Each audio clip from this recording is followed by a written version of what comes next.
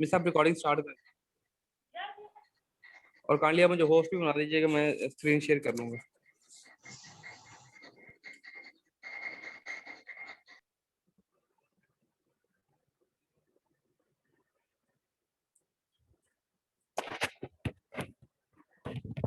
जैसे कि आप लोगों को पता है कि अभी आप पढ़ रहे थे न्यूरोलॉजी के बारे में। वर्ड है न्यूरॉन, इसके बारे में सुना आप लोगों ने कि न्यूरॉन किसको बोलते हैं? क्लास में कोई बच्चा मुझे बता सकता है कि न्यूरॉन किसको बोलते हैं हम? ये सर दिमाग को न्यूरॉन कहते हैं। दिमाग को न्यूरॉन कहते हैं, और ब्रेन किसको कहते हैं फिर? दिमाग की नालियों को सर जी। सर जी दिमाग की इकाई को न्यूरॉन कहते हैं। या सर सब यूनिट ऑफ जो न्यूरॉन नर्वस सिस्टम का सब यूनिट है न्यूरॉन। और कोई बच्चा बताएगा इसके अलावा कि न्यूरॉन किसको बोलते हैं हम? सर जी दिमाग के मुतालिया को न्यूरॉन कहते हैं। मैंने पूछा है न्यूरॉन, तालिया के लिए पूछ रहा मैं। सर दिमाग की बुनियादी इकाई। आपने नर्वस टिश्यू पढ़ा था तमाम बच्चों ने? Yes sir. Yes sir. तो नर्वस टिश्यू से ही जब वो आपका नर्वस सिस्टम बना होता है, और नर्वस सिस्टम की जो स्टडी है हम उसको न्यूरोलॉजी बोलते हैं। क्या बोलते हैं? न्यूरोलॉजी। अब पहली बात हम करेंगे कि नर्वस सिस्टम के अंदर कौन कौन सा पार्ट आएगा। बेसिकली आपका जो नर्वस सिस्टम है इसको दो हिस्सों में तकसीम करते हैं हम। एक होता है सेंट्रल नर्वस सिस्टम, क्या बोलते हैं उसको हम? Central nervous system. Central nervous system. और दूसरे वाला होता है peripheral nervous system. Nervous system. Word central का क्या मतलब होता है? सेंटर का मतलब मरकज वाला, दरमियान वाला। दरमियान वाला। किसको हुआ? सर सब आ गए। किसको बोलते हैं?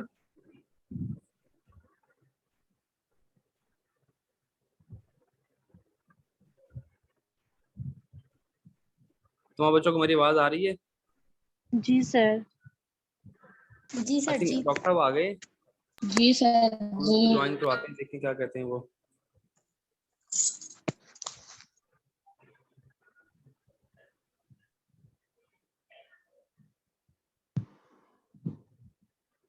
आई थिंक फिर डॉक्टर साहब फिर ऑफ हो गए।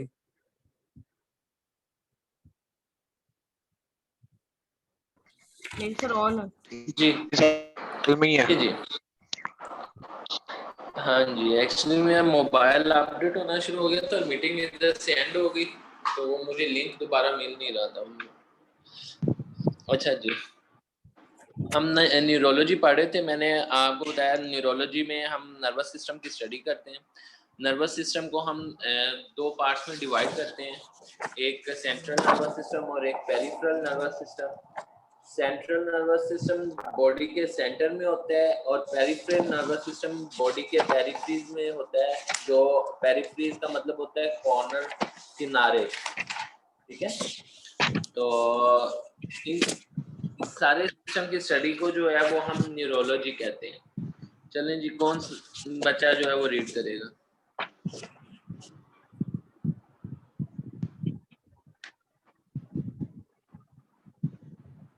कौन रीडिंग करेगा जी?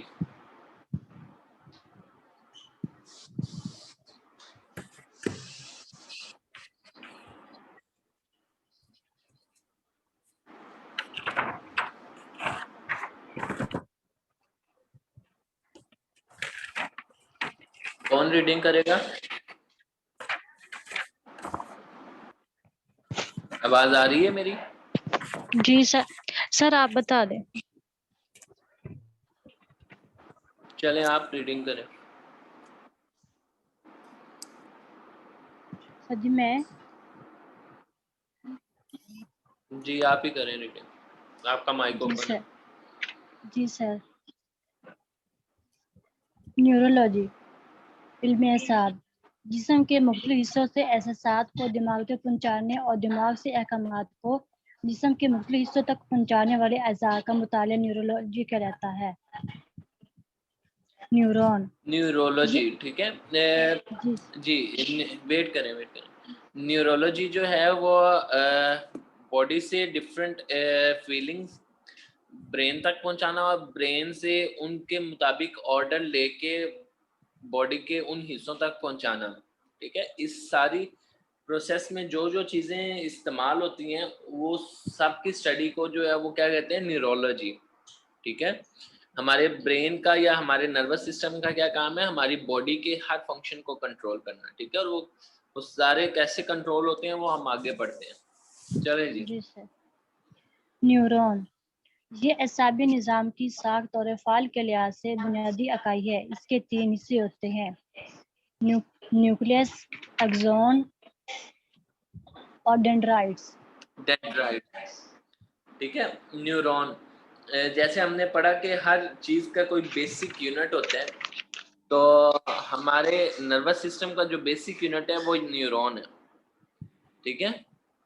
हमारे नर्वस सिस्टम का जो बेसिक यूनिट है स्ट्रक्चर और फंक्शनल यूनिट, ठीक है, कि हमारे नर्वस सिस्टम बना भी इनसे मिलके है और फंक्शन भी यही कर रहे हैं, ठीक है। तो स्ट्रक्चरल और फंक्शनल यूनिट जो है वो न्यूरॉन है। न्यूरॉन के 3 पार्ट्स होते हैं। सेंटर में जो है वो न्यूक्लियस होता है, एक साइड पे डेंड्राइट्स होते हैं और एक साइड पे एक्सॉन्स होते हैं, ठीक है। एक्सॉन्स का काम होता है जो न्यूक्लियस मैसेज देगा वो मैसेज लेके बॉडी पार्ट्स तक जाना, और डेंड्राइट्स का काम है कि वो न्यूक्लियस तक मैसेज लेके आना, ठीक है। चलें जी आगे। Types of nervous system. निज़ाम असाब की अक़साम। निज़ाम असाब 2 हिस्सों पर मुश्तमिल है। मग़ज़ी निज़ाम असाब, सेंट्रल नर्वस सिस्टम, इसमें दिमाग और हराम मग़ज़ शामिल है। मुहिती निज़ाम असाब, पेरिफेरल नर्वस सिस्टम, ये क्रेनियल और स्पाइनल असाब और इनके गैंग्लिया पर मुश्तमिल है। ठीक है, अब वेट करें। हमारा नर्वस सिस्टम 2 हिस्सों पर कंसिस्ट करते हैं, या इनको 2 टाइप्स में डिवाइड करते हैं, एक सेंट्रल नर्वस सिस्टम और एक peripheral nervous system. Central nervous system मैंने आपको बताया जो बॉडी के सेंटर में होगा, और आप देखें कि हमारा ब्रेन और हमारी स्पाइनल कॉर्ड, हराम मगज जो है, ये हमारे सेंटर में है बॉडी के, ठीक है।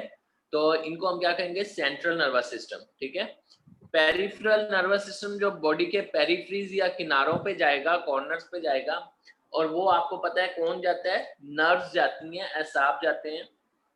नर्व जिनका काम होता है कि वहां से मैसेज लेके फौरन से सेंट्रल नर्वस सिस्टम के पास आना, या सेंट्रल नर्वस सिस्टम से ऑर्डर लेके फौरन से पेरिफ्री में जाके अपना जो है वो नर्वस सिस्टम का, ब्रेन का जो है वो मैसेज पहुंचाना, ठीक है। तो पेरिफेरल नर्वस सिस्टम में क्रेनियल नर्व्स आती हैं। क्रेनियल नर्व्स कहते हैं जो ब्रेन के अंदर से निकल रही हैं, ठीक है। स्पाइनल नर्व्स आती हैं, स्पाइनल नर्व्स कहते हैं जो स्पाइनल कॉर्ड के अंदर से निकल रही हैं। और गैंग्लिया, गैंग्लिया जो है वो मैं आपको आगे जाके बताऊंगा, आपने याद करवाना है कि गैंग्लिया क्या होता है, ठीक है। वो भी आपको समझ नहीं आएगी। चलिए आगे पढ़ेंगे। मग़ज़ी निज़ाम असाब, central nervous system. Central nervous system 2 हिस्सों पर मुश्तमिल होता है, ब्रेन, स्पाइनल कॉर्ड, यानी कि दिमाग और हराम मगज़। सर आगे पढ़ें। वेट करें। सेंट्रल नर्वस सिस्टम आपको अभी मैंने बताया कि सेंटर में होता है, ठीक है। और सेंट्रल नर्वस सिस्टम भी 2 स्ट्रक्चर्स पे कंसिस्ट करता है, एक ब्रेन और एक स्पाइनल कॉर्ड, ठीक है। और ये दोनों मेन है जो कंट्रोल करते हैं हमारे बॉडी। आगे बढ़ें। दिमाग के मुख्तलिफ हिस्से, पार्ट्स ऑफ ब्रेन। दिमाग खोपड़ी के अंदर वाक़या है। इसका वज़न अंदाज़न मर्द में 50 औंस और औरत में 45 यानी कि 45 औंस होता है। इसके 3 हिस्से होते हैं, सामने वाला हिस्सा या फोर ब्रेन, जी पार्ट्स ऑफ ब्रेन जो है वो हम अब पढ़ने लगे हैं।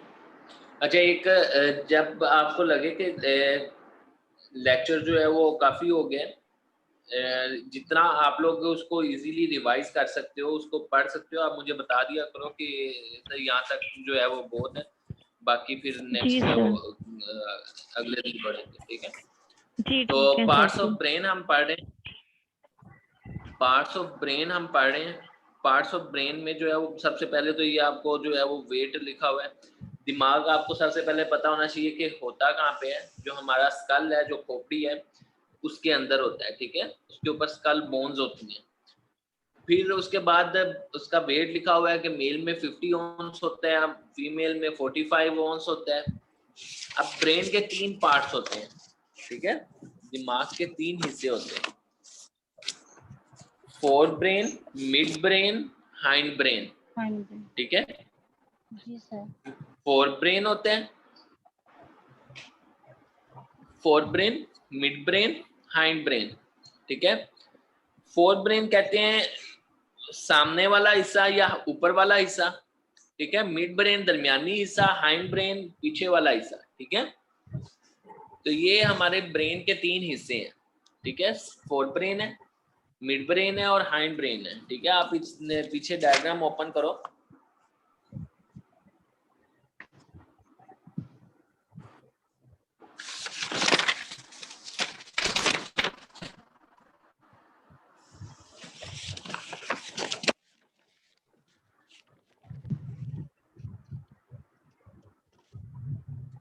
बल्कि पिछला पेज नहीं, इससे अगला पेज ओपन करें,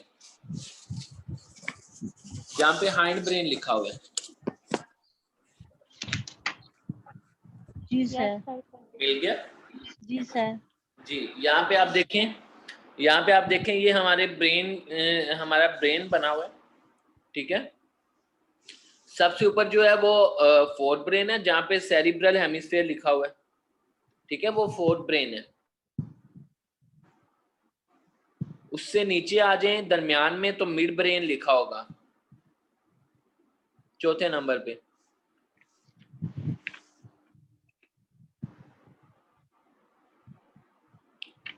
नजर आ गया?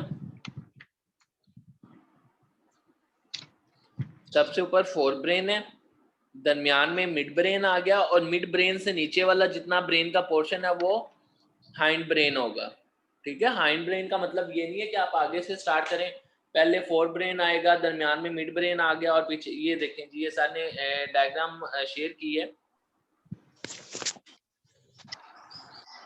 सबसे ऊपर फोर्थ ब्रेन है, ठीक है।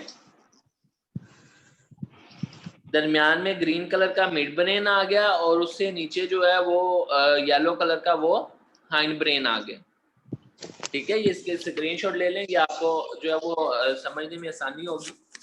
बुक में नहीं ऐसा बना हुआ ना, वैसे वहां पे होता है।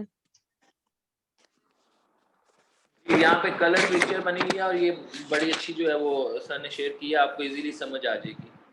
जी सर। चलिए, अब हम फोर्थ ब्रेन पढ़ते हैं। आपने यही डायग्राम को देखना है, और हम फोर्थ ब्रेन पढ़ते हैं। दिमाग का जो सामने वाला या जो पहला हिस्सा है, ठीक है। चलें इसको रीड करें जी। जी सर। फोर ब्रेन सामने वाला हिस्सा, सेरेब्रम बड़ा दिमाग। ये दिमाग का सबसे बड़ा हिस्सा है जो खोपड़ी के अगले बलाई हिस्से में होता है। एक गहरे लंबूतरे दरमियानी शगाफ के जरिए ये दाएं बाएं दिमागी निस्कुरों यानी सेरेब्रम हेमिस्फीयर में तकसीम होता है।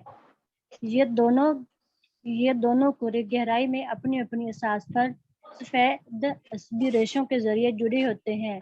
इसे कार्पस कैलोसियम कहते हैं।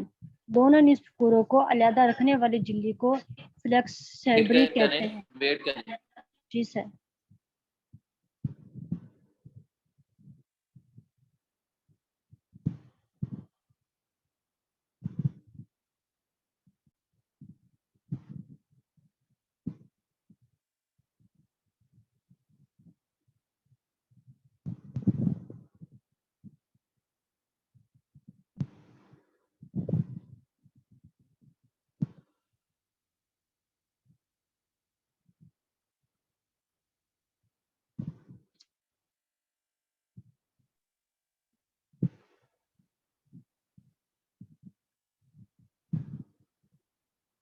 डॉक्टर साहब किधर गए अब?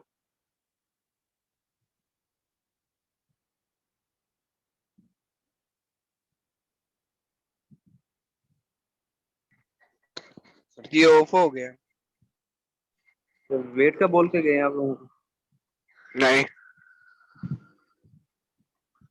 चलो भैया आ जाते हैं, देखते हैं क्या करते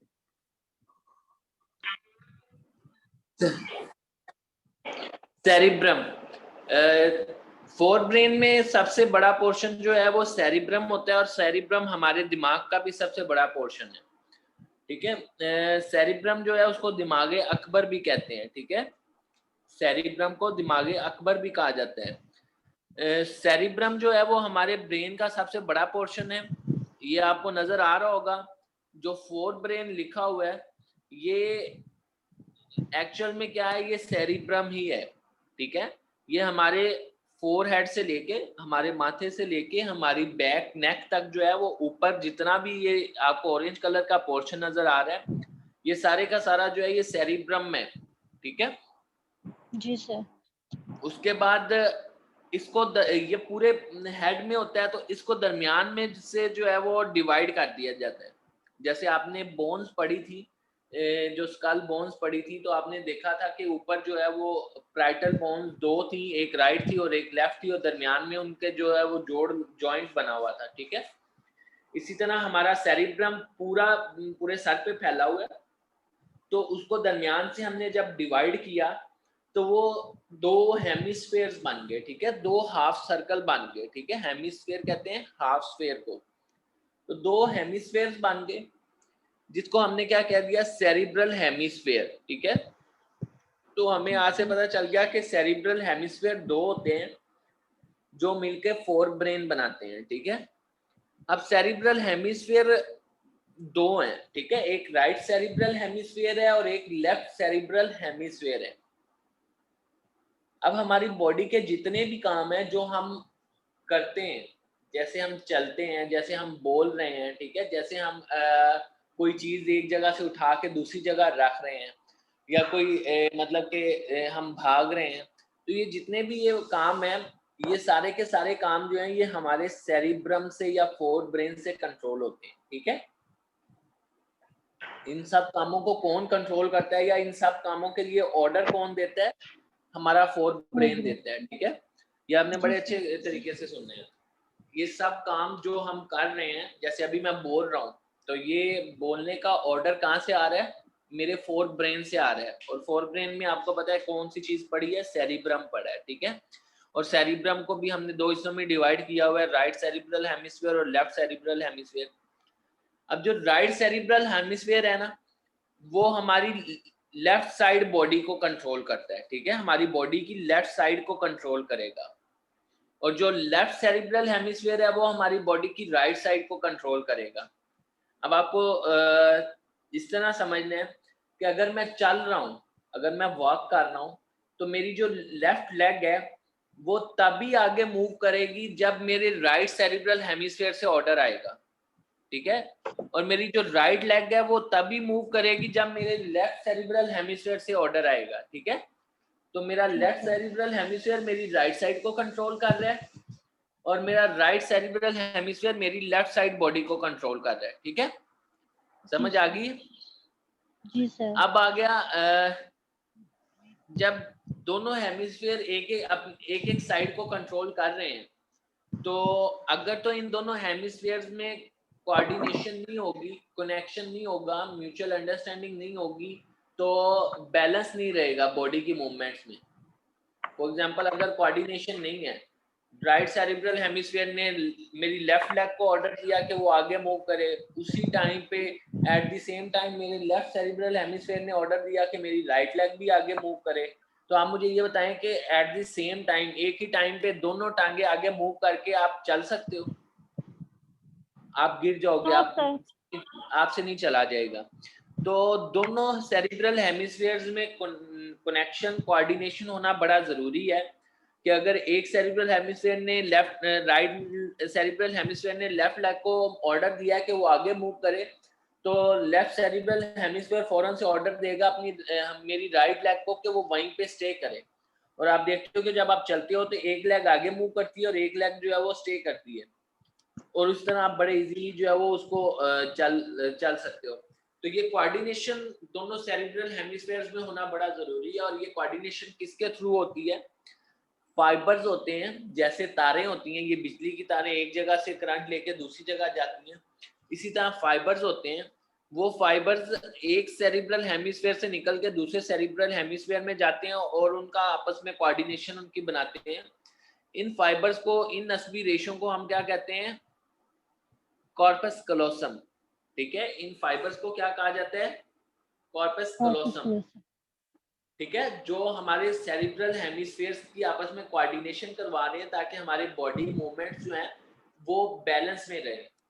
और इसके बाद इन दोनों सेरिब्रल हेमिस्फीयर को आपस में, पहले तो पूरा एक सेरिब्रल था ना, सेरिब्रम था, तो सेरिब्रम को जब डिवाइड किया दो हिस्सों में, राइट और लेफ्ट सेरिब्रल हेमिस्फीयर में, तो वो डिवाइड किया किसने? वो एक झिल्ली होती है, एक लेयर होती है जिसको हम फ्लेक्स सेरिब्राई कहते हैं, वो इन दोनों सेरिब्रल हेमिस्फीयर के दरमियान में आ जाती है। तो इसलिए हम उसको क्या कहते हैं? इसने सेरिब्रम को डिवाइड कर दिया और उस झिल्ली को कहते क्या है? Falx cerebri. ठीक है, अगर आपसे पूछा जाए व्हाट इज फ्लेक्स सेरिब्राई तो आप क्या कहोगे? वो झिल्ली, वो लेयर जिसने सेरिब्रम को डिवाइड किया राइट और लेफ्ट सेरिब्रल हेमिस्फीयर में। ठीक है, चलें जी आगे पढ़े। जी सर।